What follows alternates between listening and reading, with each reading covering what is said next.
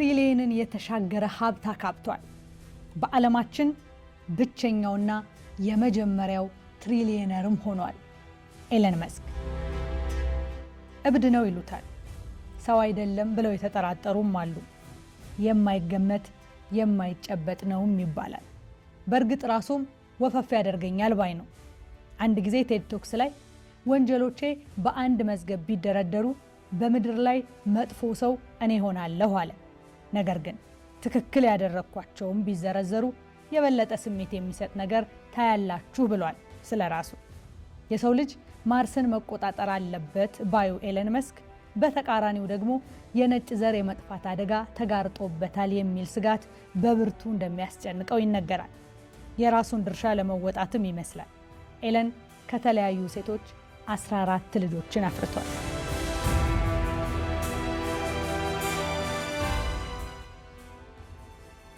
ዛሬ የደረሰበት የሀብት መጠን ብቻውን 3 አውሮፓ ሀገራትን ለአንድ ዓመት ማስተዳደር ይችላል። የአፍሪካ ሀገራት በሙሉ ተደምረው ዓመታዊ ጥቅል ምርታቸው የእርሱን ሀብት አይበልጡም። የእርሱ አንድ ካምፓኒ ቴስላ ብቻውን እንደ ቶዮታ፣ ቮልስዋገን፣ ፎርድ እና ጄኔራል ሞተርስ ያሉ የዓለማችንን አንጋፋ የመኪና አምራቾች ተደምረው ይበልጣቸዋል። ይህም ሆኖ በየመሃሉ እንደርሱ የከሰረ የለም ይባላል። በእርግጥ እንደርሱ ያተረፈም የለም ይባልለታል። ወደቀ ሲባል እየተነሳ፣ ተነሳ ሲባል እየወደቀ፣ ደግሞ ከእንደገና እየተነሳ በብዙ ውጣ ውረዶች ውስጥ በመላው ዓለም አነጋጋሪ ሆኗል።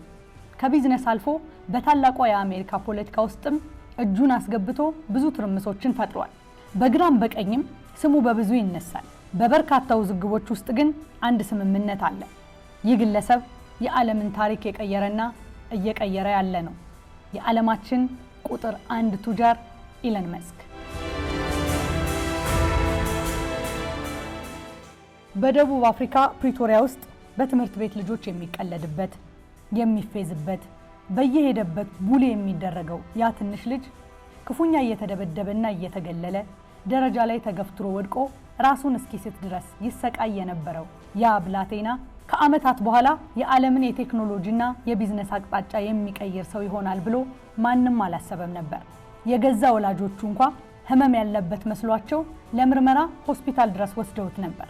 ብዙዎች አትችልም፣ እብድ ነህ፣ ትከስራለህ እያሉ ሲሳለቁበት፣ እርሱ ግን ንብረቱን ብቻ ሳይሆን ህይወቱንም ጭምር አደጋ ላይ ጥሎ የተጓዘበት አስገራሚ መንገድ ዛሬ የስኬት ማማ ላይ ሰቅሎታል። ዛሬ ሰዎችን ከምድር ወደ ማርስ ለማጋዝ ሮኬቶችን ወደ ጠፈር የሚያስወነጭፍ፣ መኪናዎችን ያለ አሽከርካሪ የሚያስገሰግስና የሰውን አእምሮ ከኮምፒውተር ጋር የሚያገናኝ ሰው ነው። ኤለን ዛሬ በእውቀትም በሀብትም በተጽዕኖ ፈጣሪነትም በዓለም ላይ ገናና ነው። ልጅነቱ ያለፈው በርካታ መጽሐፍትን ለረጅም ሰዓታት በማንበብ ነው። እውቀቱን ወደ ተግባር መንዝሮ የራሱን አዲስ የቢዝነስ መንገድ ፈጥሯል። የሄደበት መንገድ የስኬት ማማ ላይ አድርሶት ብዙ ቢጨበጨብለትም ከጀርባ ግን ብዙ ሊያስተምሩ የሚችሉ የውጣ ውረድ ሚስጥሮች አሉት። ኤለን መስክ ማን ነው? የዓለም ቁጥር 1 ሀብታም ያደረገውስ ምንድን ነው? ስራ ልሳካ ሲለውና ሲከስር ከውድቀት የሚነሳው እንዴት ነው? የቢዝነስ ካርታውን ይዞ ወደዚያ ገናናው የአሜሪካ ነጩ ቤተመንግስት ጓዳ ድረስ እንዲገባ ያደረገው ስሌትስ ምንድን ነው? ኤለን መስክ ከአንድ ግለሰብ አልፎ ከብዙዎቻችን ህይወት ጋር ምን ያገናኘዋል? ከጀርባው ያሉ ሚስጥሮች ምንድን ናቸው?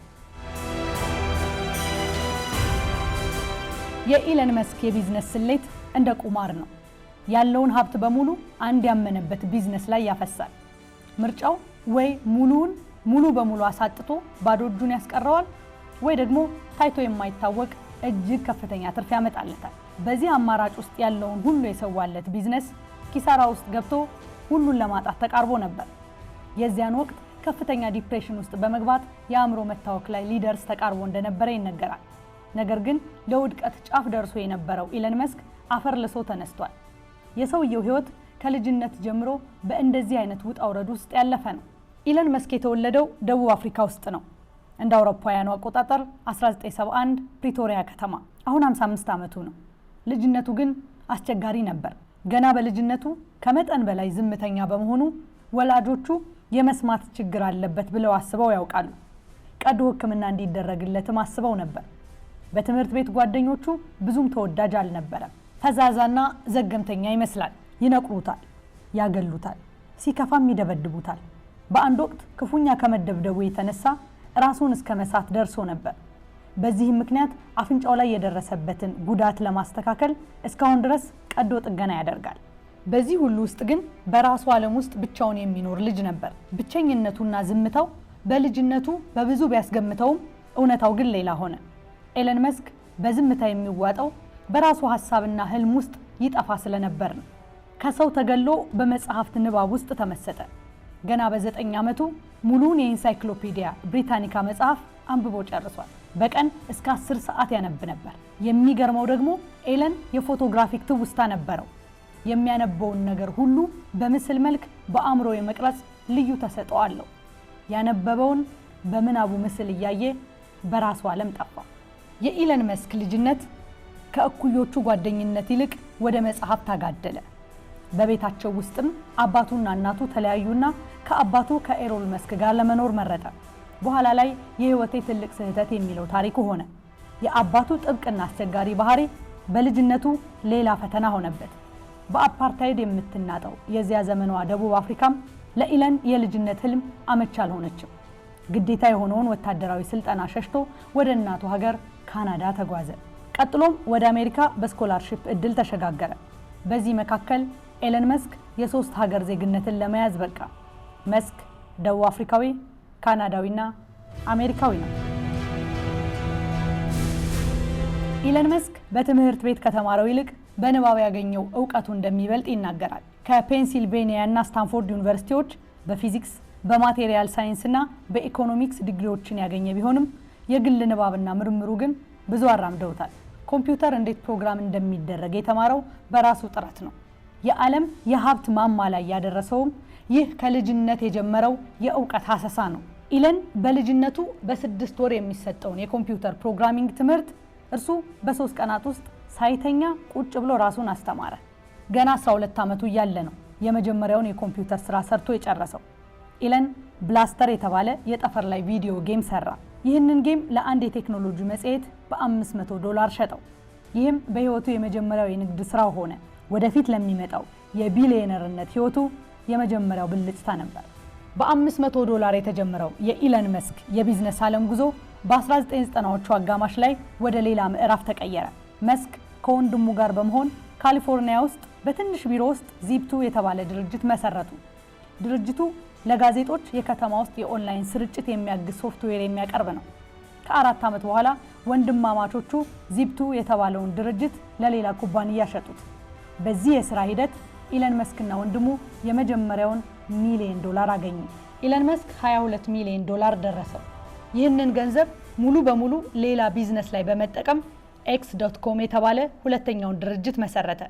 ይህ ኩባንያ ከጊዜ በኋላ ስያሜው ወደ ታዋቂው ፔፓል ኩባንያ ተቀይሯል። ኤለን መስክ ይህንንም ድርጅት ከ4 ዓመት ቆይታ በኋላ በከፍተኛ ገንዘብ ኢባይ ለተሰኘው ታዋቂ ኩባንያ በ$1.5 ቢሊዮን ሸጠው። ይህ ስኬት መስክን ወደ ቢሊዮን ዶላሮች ጨዋታ አሸጋገረው። ለቀጣይ ትልልቅ ህልሞቹ የሚያስፈልገውን ከፍተኛ ካፒታልም ማስገኘለት። መስክ በ2002 ዓ.ም ስፔስ ኤክስ የተባለውን ኩባንያ መሰረተ። የዚህ ኩባንያ ምስረታ የሰውን ልጅ ወደ ሌላ ፕላኔት በተለይም ወደ ማርስ የማዛወር ህልምን የያዘ ነው። ኤለን መስክ ወደ ጠፈር ለመጓዝ የሚወጣውን ከፍተኛ የሮኬት ወጪን ለመቀነስ ቆርጦ ተነሳ። ኤለን መስክ ወደ ጠፈር የጀመረው ጉዞ ገንዘብ ካለ በሰማይ መንገድ አለ ለሚባለው አባባል አስረጅ ሆነ። የጠፈር ጉዞ በሀገራት ሀብት የሚደረግ ከፍተኛ ወጪ የሚጠይቅ ስራ እንጂ በግለሰቦች የማይታሰብ ነበር። ኤለን መስክ ግን ደፍሮ ገባበት።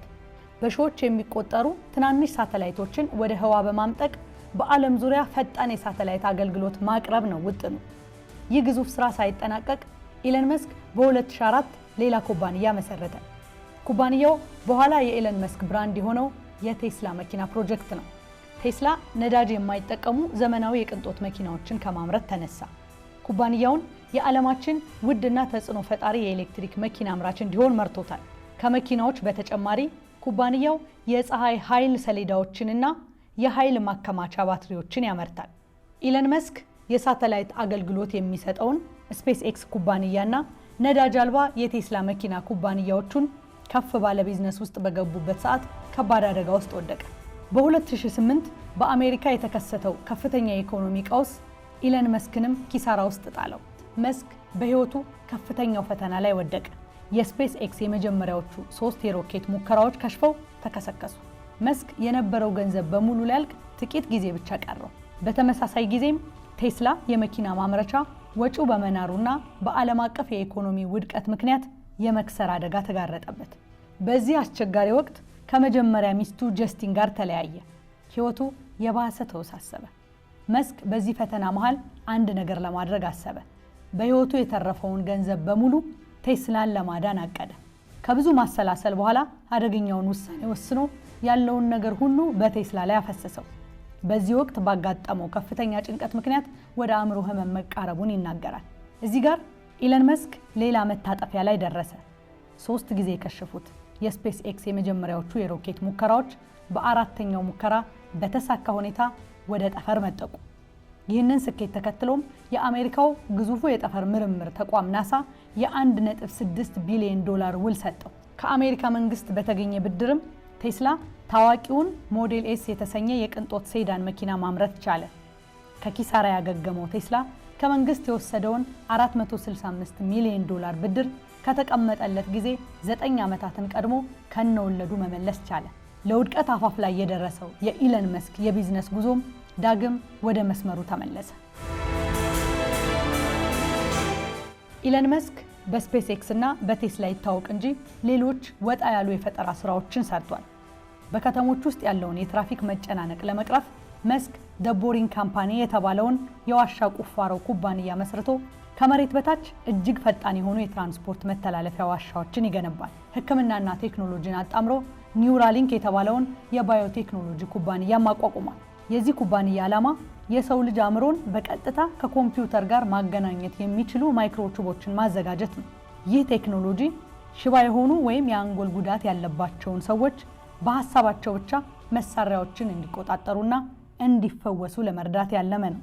ኢለን መስክ በዓለም መገናኛ ብዙሃን መነጋገሪያ የሆነውን የቀድሞውን ትዊተር የሶሻል ሚዲያ ፕላትፎርም በ44 ቢሊዮን ዶላር በመግዛት ስሙን ወደ ኤክስ የቀየረው ሲሆን መድረኩን ወደ የሁሉም ነገር መተግበሪያ የቀየረው ነው። ከቅርብ ጊዜ ወዲህ ደግሞ በሰው ሰራሽ አስተውሎት ዘርፍ ላይ የበላይነትን ለመያዝና ከሌሎች ትልልቅ ኩባንያዎች ጋር ለመወዳደር ኤክስኤአይ የተባለውን ኩባንያ መስርቶ ግሮክ የተባለውን የኤአይ ሞዴል አበልጽጓል። በአጠቃላይ ኢለን መስክ ቴክኖሎጂና ቢዝነስ ባሉባቸው ስፍራዎች በሙሉ የሚዘረጋ ትልቅ መረብ ሆኗል። የቢዝነስ ሞዴል ሚስጥሮቹ የሚገለጡትም እዚህ ነጥብ ላይ ነው።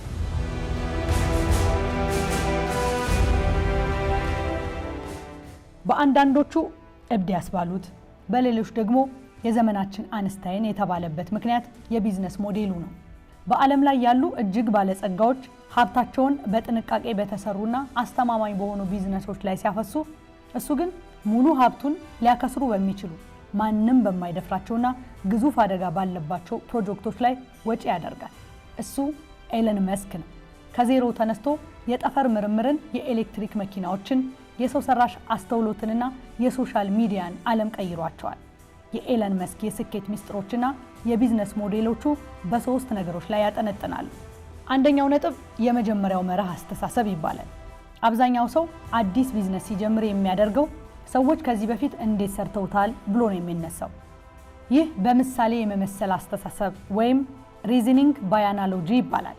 ኢለን መስክ ግን ይህንን ይጠላል። እሱ የሚጠቀመው በፊዚክስ ሕግ ውስጥ የሚታወቀውን የመጀመሪያው መርህ አስተሳሰብ ወይም ፈርስት ፕሪንሲፕልስ ቲንኪንግ ነው።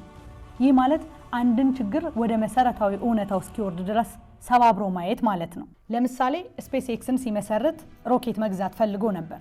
ነገር ግን በገበያ ላይ ያለው የሮኬት ዋጋ እስከ 65 ሚሊዮን ዶላር ይደርስ ነበር።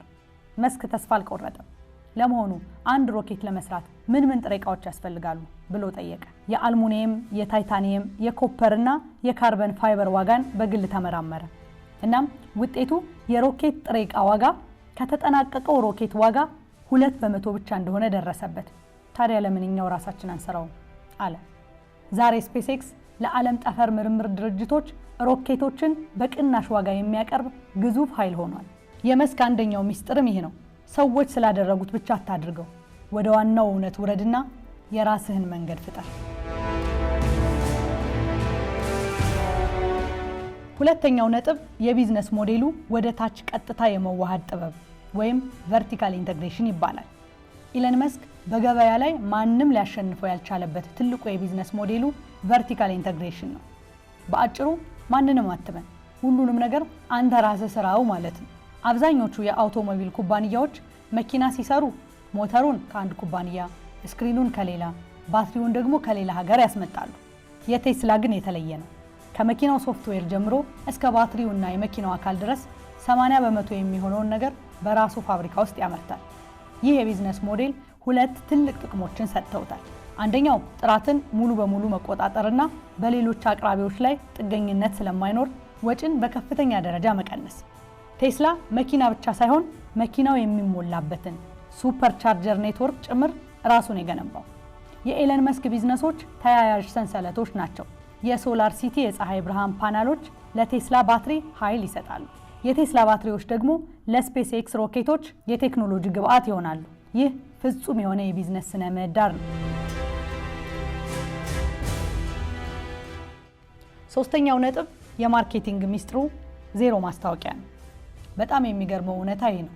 ቴስላ ለተለመዱ ማስታወቂያዎች እንደ ቲቪ፣ ቢልቦርድ ወይም ጋዜጣ $0 ነው የሚያወጣው። አዎ አንድም ሳንቲም። ታዲያ እንዴት እያንዳንዱን አዲስ ምርት ዓለም በጉጉት ይጠብቃል? ምክንያቱም ኢለን መስክ ራሱ ትልቁ ማስታወቂያ ነው። እሱ የፐርሰናል ብራንዲንግ ንጉስ ነው። በአንድ የትዊተር ጽሑፍ ብቻ በሚሊዮን የሚቆጠሩ ሰዎችን ቀልብ መሳብ ይችላል። ምርቶቹን የሚያስተዋውቀው $1,000,000 በሚገዙ ማስታወቂያዎች ሳይሆን በሚፈጥራቸው አነጋጋሪ ክስተቶች፣ ቀልዶችና በሚያሳያቸው እብድ የሚመስሉ አዳዲስ ቴክኖሎጂዎች ነው። እሱ የሚሸጠው ምርት ብቻ አይደለም፣ እሱ የሚሸጠው የወደፊቱን ጊዜ ተስፋ ነው ይባላል። ሰዎች ቴስላን ወይም ስፔስ ኤክስን ሲደግፉ ምርቱን ብቻ ሳይሆን የሰው ልጅ ማርስ ላይ እንዲደርስ የሚያደርገውን ያንን ትልቅ ህልም ነው የሚደግፉት ይላሉ። የኢለን መስክ የስኬት ጉዞ አንድ ትልቅ መርህ አለው።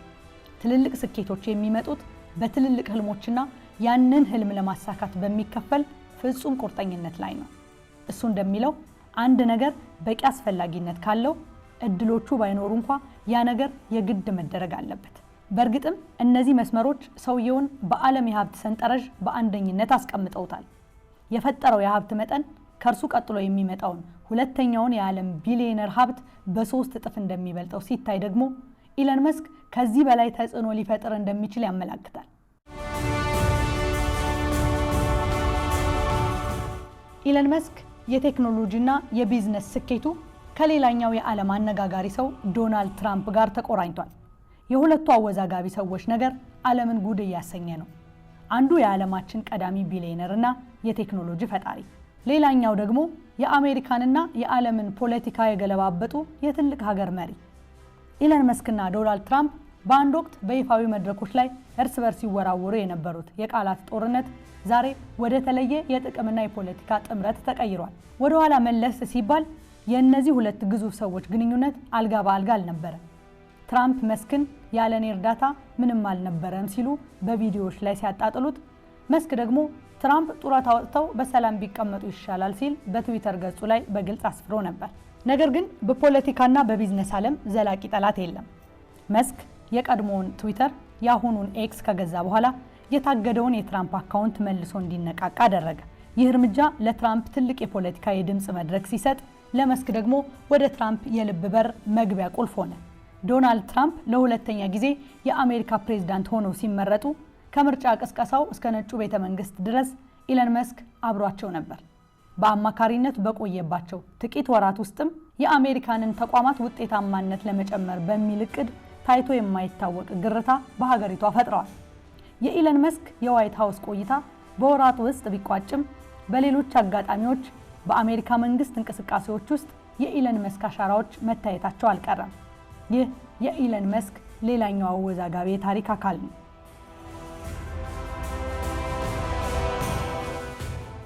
ከሰው ተከልሎ በመጽሐፍት ውስጥ ተሸሽጎ የጀመረው የኢለን መስክ የልጅነት ህይወት ራስን በራስ በማስተማር አዳዲስ የቴክኖሎጂና የቢዝነስ ፈጠራዎችን ደፍሮ በመጀመርና ወድቆ በመነሳት ዛሬ ላይ የዓለም እጅግ ተጽዕኖ ፈጣሪ እስከመሆን ደርሷል።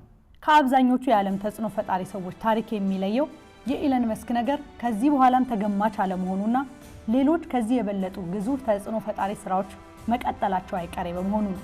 የኢለን መስክ ታሪክ ከምድር እስከ ጠፈር እንዴት ይቀጥላል የሚለው የሁሉም ጥያቄ ነው።